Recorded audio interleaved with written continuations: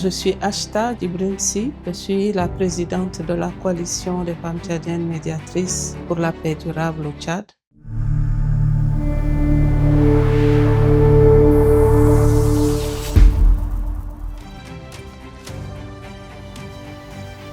Depuis mon enfance, j'avais beaucoup d'attirance pour le social, ce que je voyais au bord de la route, des personnes qui n'avaient pas de maison, qui n'avaient pas de famille.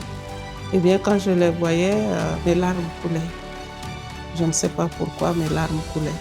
Aussi, quand on m'offre une étoffe, je trouve que c'est trop pour moi toute seule parce que je regarde les autres qui n'ont presque rien, alors je prends juste un paille et je vais donner les deux autres.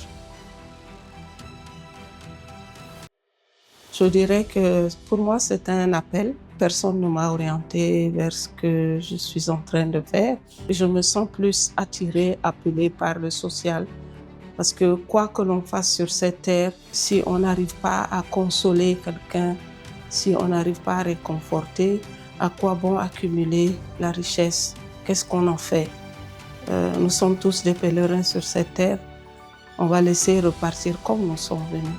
Et donc pour moi, c'est très important de poser au quotidien un acte qui permette à une personne, que ce soit un homme, une femme, d'avoir le cœur en paix.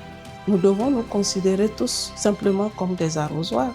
Si Dieu vous donne beaucoup d'argent, c'est pour pouvoir servir les autres. Toutes les religions nous appellent à ça, n'est-ce pas? Quoi que vous fassiez, si vous ne pouvez pas aimer l'autre, vous ne pouvez pas prétendre aimer le Créateur que vous ne voyez pas. Je voudrais vraiment remercier les personnes, les institutions qui ont accepté de proposer mon nom pour ce prix, parce que ce n'est pas de moi.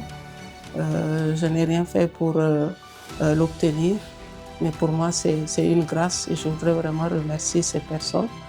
Nous ne devons pas faire des calculs pour la paix, il n'y a pas de calcul. On doit y aller et on doit aider les gens à s'aimer, à se réconcilier et à construire le pays. J'appelle les femmes à s'engager pleinement de manière citoyenne. Il ne faut pas attendre qu'on vous appelle.